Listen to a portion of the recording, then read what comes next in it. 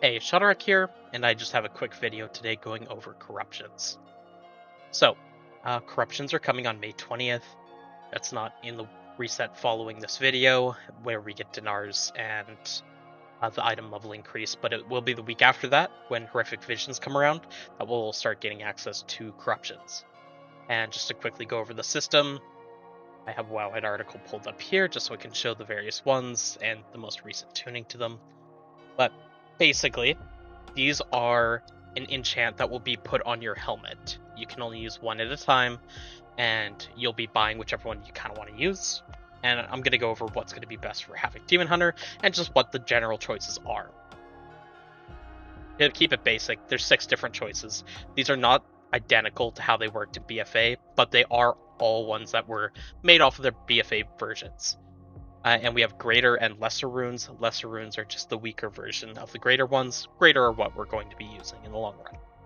So, to start, we have Void Ritual. This is just every second after it procs, you gain secondary stats until 20 seconds later. After those 20 seconds, you're just going to have the debuff or the buff fall, and you lose all the stats. So it's just kind of a ramping stat gain until it just falls entirely off. This one's looking to be really good for everyone, but DH is going to be running a different one, fortunately, which kind of gives us an upper hand in a lot of scenarios. Next was the recently buffed Echoing Void. This one works as it did in BFA in regards to its proc. Every time it procs, you have a chance for it to collapse, and once it does collapse, say you have like 12 stacks of Echoing Void, for 12 seconds it will deal shadow damage to all nearby enemies until your stacks run out. Now, this used to split damage, but currently, the way that this Echoing Void works is it does do increased damage per target up to 5 targets, and this works through the meteor effect in the game. Now, this may not be well known, but coming into patch 11.1, this was actually buffed. This used to be 15% damage per target. It's now increased by 100%, so it's 30% per target. Now, that would mean on 6 targets plus, Echoing Void's going to do 2.5 times its base damage split. You don't gain anything else above 6 targets, and it'll just be splitting out more from there, but anywhere from 1 to 6 targets, this is going to put it as excessively strong. Next, we have Gushing Wound.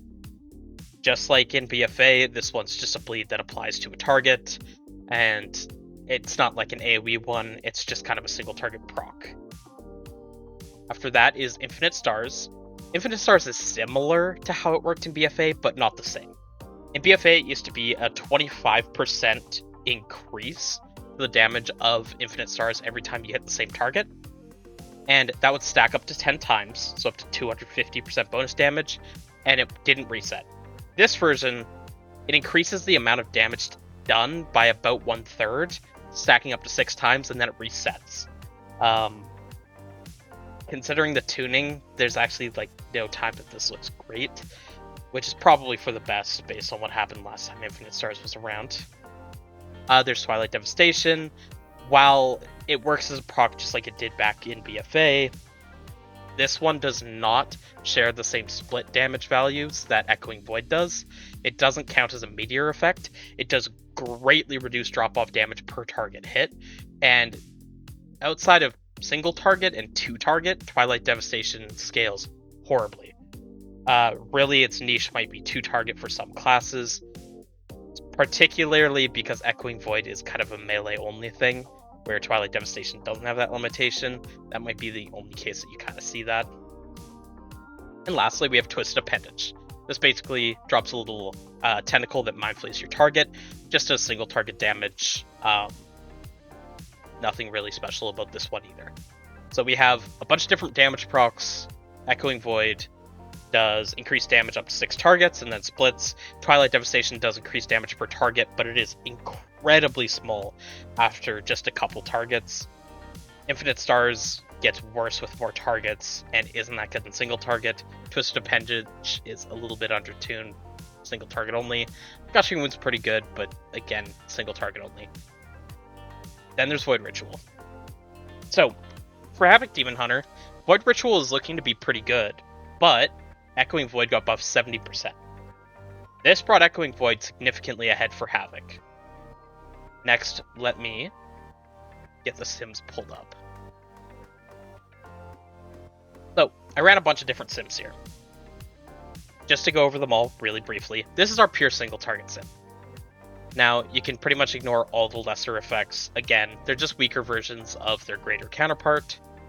So, based off of the base APL, the amount of damage that we're gaining on single target is about 3% from Echoing Void, and this is one that scales into AoE. Whereas, if you look at the other options, Gushing Wounds, Infinite Stars, Twilight Devastation are the next 3 highest. Void Ritual is the lowest, and this is the only other one that really scales well into AoE. It does scale better into AoE than Echoing Void does, but we'll get to when that kind of gets off in just a moment here. This is just the typical 5-minute 1-target sim, looking to be about 3% damage from Echoing Void. Next, we have a 2-target sim. As I mentioned, Twilight Devastation gets comparatively better in this situation, but it's still worse than Echoing Void for Havoc, so we're just not going to be running that. We're just going to be running Echoing Void. And Twilight Devastation no longer scales off your max health like it did in BFA, so there's no cheese around that to think about either. Next, we have a Dungeon Slice sim. On Dungeon Slice, Twilight Dev is actually looking pretty good, but it is still behind Echoing Void, despite looking pretty good in this scenario. So I think I'm still just going with recommending Echoing Void, especially because it's head on single target. Next runner-up is Void Ritual, which is the other one that we can think of actually being usable in dungeons. I will note, Dungeon Slice for Havoc is not that great. It's really just not that good of a sim option, but I am running it for the sake of it, and I just want to mention it's not that particularly good. Next, I have a 1-minute 6 boss target sim. Right here, you can see Echoing Void is significantly ahead, but this is the best use case for Echoing Void.